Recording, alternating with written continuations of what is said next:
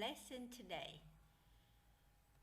So now, today we will continue with our Unit 6 and we will focus on Part E language focus. So before your lessons, I want you to watch a video. Okay.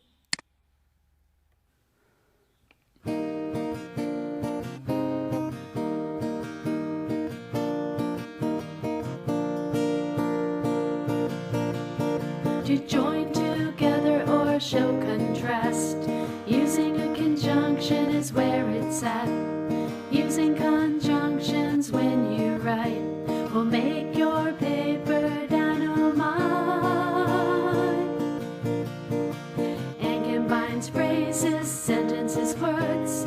I'll walk the dog and feed the birds, but shows differences you may know.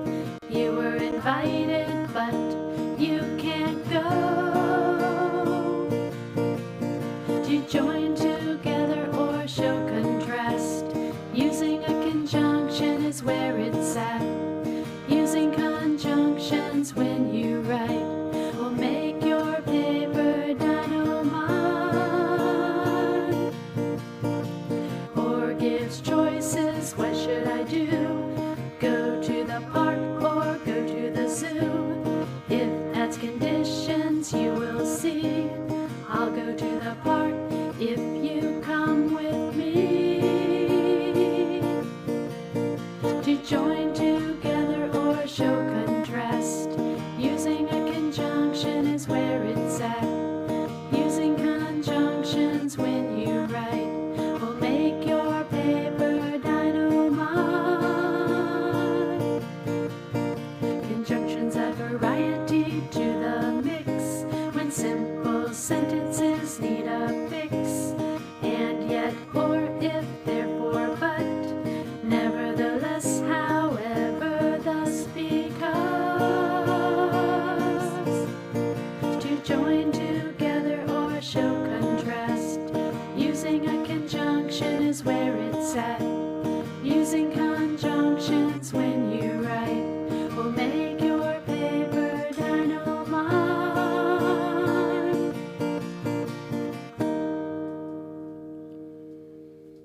Okay, so now the song is about a conjunction. So conjunction is a joining word. We use conjunction to join two words, phrases, or clauses together to make one long sentence. Okay, so how to pronounce the conjunction in weak forms and strong forms. So today we'll study how to pronounce them. Okay, so now let's do this task, please. Okay, so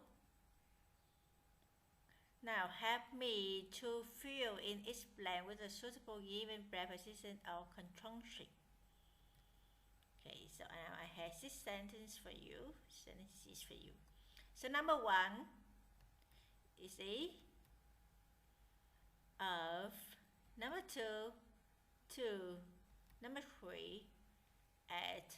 Number four, from. Number five, but.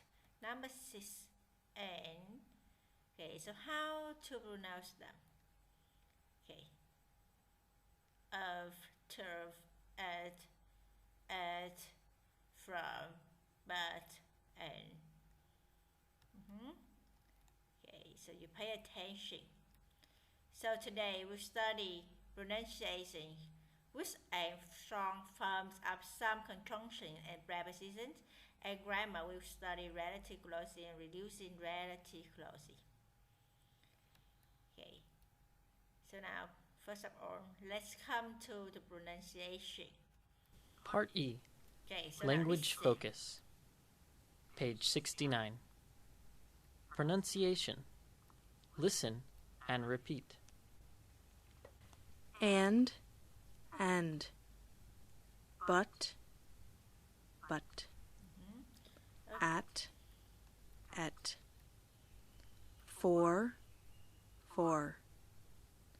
of, to,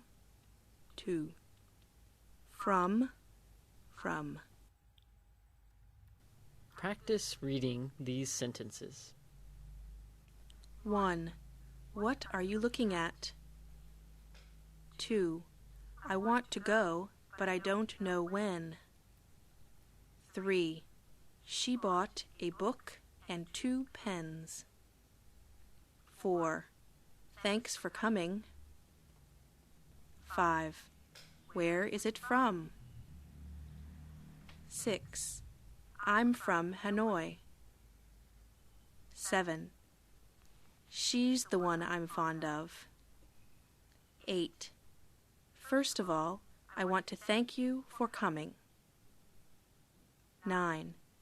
The letter was to him, not from him. 10. I want to ask you a question. Well, and this is our pronunciation, and now let's come to grammar. So before starting our grammar tickle point today, so I want you to watch a video.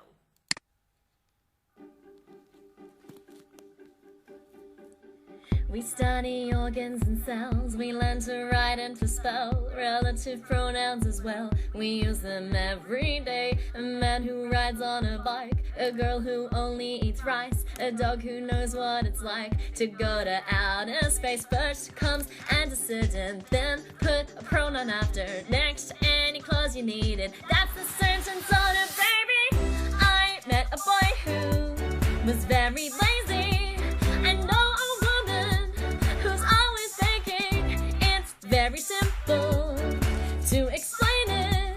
Just use these pronouns to make a statement.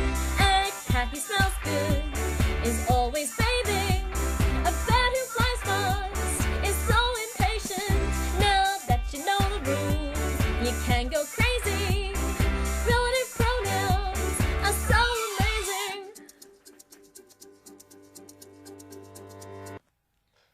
Well, so what is the song about? The song is about the relative pronouns, is right? Okay, so now today we will study about relative clauses. So, can you tell me some relative pronouns you know? Okay, it is for subjects, for objects, and for possesses. So, person, who, objects, whom or who, possesses, whose. Yeah, for things and animals, for subjects, we have which, objects, which, and possesses, whose or of which. Okay. Như vậy hôm nay chúng ta sẽ học về phần đại từ quan hệ. Relative clause, mệnh đề quan hệ. Như vậy mệnh đề quan hệ là những mệnh đề có sử dụng những đại từ quan hệ. Và các em có thể nhìn vào trong cái bảng này, các em thấy chúng ta sẽ có những cái đại từ quan hệ nào. Đó là đại từ quan hệ who, làm, chủ ngữ, chỉ, người. Okay. Đại từ quan hệ who, làm, chủ ngữ, bổ nghĩa cho danh từ chỉ người. Okay. Đại từ quan hệ which cũng làm chủ ngữ nhưng mà nó lại bổ nghĩa cho danh từ chỉ vật. Là cái đại từ quan hệ whom hoặc là who, vừa làm từ ngữ, bổ nghĩa cho danh từ chỉ người. Đại từ quan hệ which làm từ ngữ, bổ nghĩa cho danh từ chỉ vật. Chúng ta có đại từ quan hệ whose, đó là bổ nghĩa cho tính từ sở hữu, hoặc là whose hoặc là which, vừa làm từ ngữ vừa làm chủ ngữ. Okay. Now I have example for you. For example, who. Cô có câu ví dụ như thế này. Do you know the man who wrote this poem? Như vậy các em thấy trong câu này, chúng ta thấy các em lấy cho cô từ trong hai câu này hai từ, tức là hai đại từ hoặc là danh từ chỉ một đối tượng. Như vậy chúng ta sẽ có từ the man và từ he. Các em xét cho cô cái đại từ he phía sau. Như vậy là đại từ he này nó đóng vai trò làm gì? Chủ ngữ và nó là chỉ người. Như vậy chúng ta sẽ thay thế đại từ he thành đại từ quan hệ who, và chúng ta sẽ để đại từ quan hệ who phía sau danh từ the man. Okay, so do you know the man who wrote this poem? I will have him, who, who vừa làm chủ ngữ vừa làm tăng ngữ, him thì chỉ làm tăng ngữ thôi. For example, my employer works in the next room. I dislike him. Trong câu này chúng ta có my employer và him. Okay, là hai cái đại từ chỉ một đối tượng, đúng không nào? Như vậy chúng ta sẽ sử dụng đại từ quan hệ him. Chúng ta sẽ him, my employer, đại từ quan hệ him. Là my employer whom I dislike work in the next room. Which là chỉ vật. For example, the flowers are beautiful. You bought the flowers yesterday. Hai từ nào? The flowers và the flowers ở câu sau. Thì chúng ta sẽ thay thế cái đại từ quan hệ which. The flower which you bought yesterday are beautiful. For example, the next one, the flowers are beautiful. The flowers are in your garden. The flowers which are in your garden are beautiful. Như vậy cái từ which ở phía trước ở câu trên là đóng vai trò làm gì? Tăng ngữ. Và which ở câu dưới đóng vai trò làm chủ ngữ. Là cái đại từ quan hệ whose. Okay, I know the girl, her father works in the bank. Vậy I know the girl, chúng ta có từ the girl và từ her. Her là của cô ấy, là nó thuộc là tính từ sở hữu, đúng không nào? Như vậy chúng ta sẽ sử dụng whose để thay thế cho tính từ sở hữu đó. Thì chúng ta sẽ I know the girl whose father works in this bank. Or the next one, a tree should be cut down. Its branches are dead. Rồi các bạn, a tree và its tính từ sở hữu chúng ta sẽ thay thế whose. A tree whose branches are dead should be cut down. Thì chúng ta có thể thay thế branches are which. Okay. Chúng ta sử dụng whose này nó đơn giản hơn, dễ hơn. Whose branches. Giờ chúng ta đến lại từ quan hệ that. Để từ quan hệ that may replace who, him, which. Có thể thay thế cho who, him, which. Okay, trong cái mệnh đề quan hệ xác định. For example, this is the girl whom mình có thể thay thế thành chữ that. I want to marry. Other flower which chúng ta có thể thay thế thành that you bought are fresh. Do you know the man who? Chúng ta có thể thay thế that wrote this poem. Okay. Và nó có thể được sử dụng sau cái đại từ vừa chỉ người vừa chỉ vật. I met the people, catchers and vehicle that went to market. Như vậy chúng ta thấy là people, con người này, rồi catchers, rồi động vật này, vehicle cũng là chỉ vật. Như vậy chúng ta sẽ sử dụng đại từ quan hệ that. Và nó sẽ bắt buộc đứng sau những cái superlatives, tức là xa xứ nhất, và sau những chữ the first, the last, the only, the very. Okay. Như vậy đã sau những từ đó chúng ta phải bắt buộc phải sử dụng đại từ quan hệ that. He is the kindest doctor that I ever worked with. The last words that he spoke was long life Vietnam. Charles was the only student that didn't pass the exam. Okay, so that có thể được sử dụng sau những cái đại từ không xác định như là almost, nothing, anything, nobody, everything. Have you got on that unit? I love everything that she makes for me. Much that I have read this is untrue. Và nó được sử dụng sau is, hoặc is word, đó là gọi là câu clef sentence, gọi là câu chỉ. For example, it was John that I was just talking to. Well, chúng ta chú ý này, that không được sử dụng trong trường hợp đó là sau dấu phẩy và sau giới từ. Air, ok, không được sử dụng that trong trường hợp này sau dấu phẩy. Như vậy chúng ta phải sử dụng with air which we press is made up of many gases. The man to hum, nó không sử dụng that sau giới từ, không sử dụng that. Như vậy chúng ta không sử dụng that trong trường hợp này. The man to whom you were talking is managers. Ok, và who with that chúng ta có thể lược bỏ sau những cái đại từ, cái mệnh đề, cái giới hạn khi mà chúng ta nó đóng vai trò là tăng ngữ của động từ đó hoặc là giới từ. Okay, so for example, the man, chúng ta có thể lược bỏ này. We voted for won the election. Okay. Và whoever or whatever, bất cứ ai hay bất cứ cái gì, cái thể nó sẽ sử dụng ở đứng sau chủ ngữ hoặc là tân ngữ. Whoever asks, don't say I'm at home, or whatever happens be here. Which có thể được sử dụng như là chủ ngữ trong cái đại từ, trong cái mệnh đề quan hệ. For example, she gets good marks, which makes her parents happy. Là nó bổ nghĩa nguyên cho cả cái mệnh đề ở phía trước luôn. Okay. Cô ấy đạt điểm cao, cái điều đó làm cho bố mẹ của cô ấy hạnh phúc. Okay, so now let's do the exercise C. Well, so here's some example for you. So as who, whoever, whose, wish to accomplish the following sentences. For example, this one person to IL more than I can say, so it's him.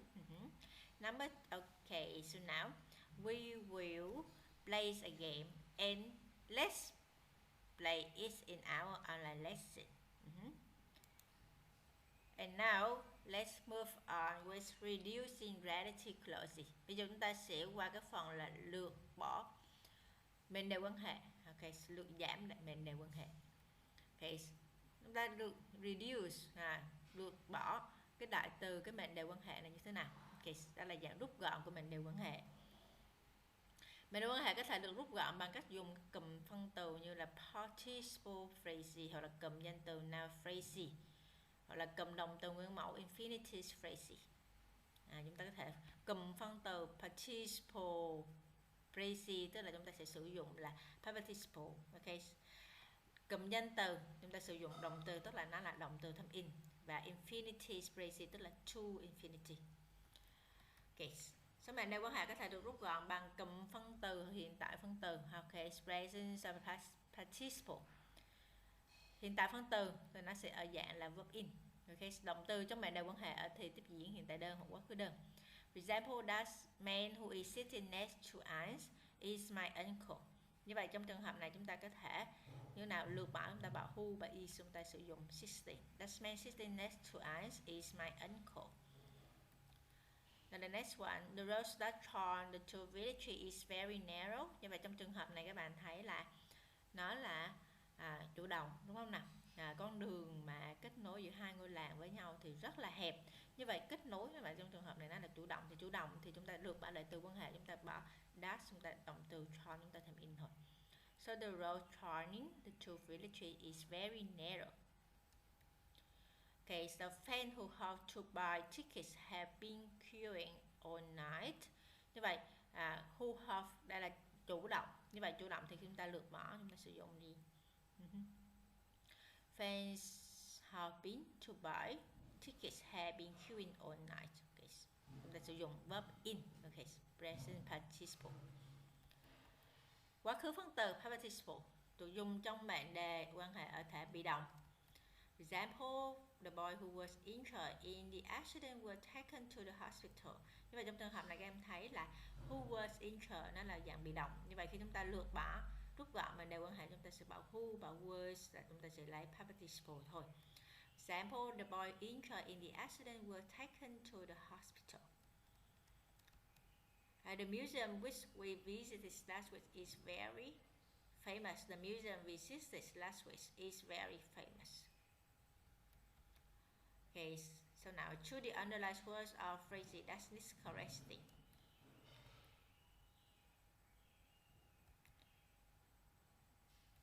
So it's E. Yeah, see some of the people. Cái trường hợp này chúng ta sẽ chỉ bỏ bin, chúng ta là invited thôi. Okay, so the next one, do you know the woman coming towards us? Now let's do some exercises.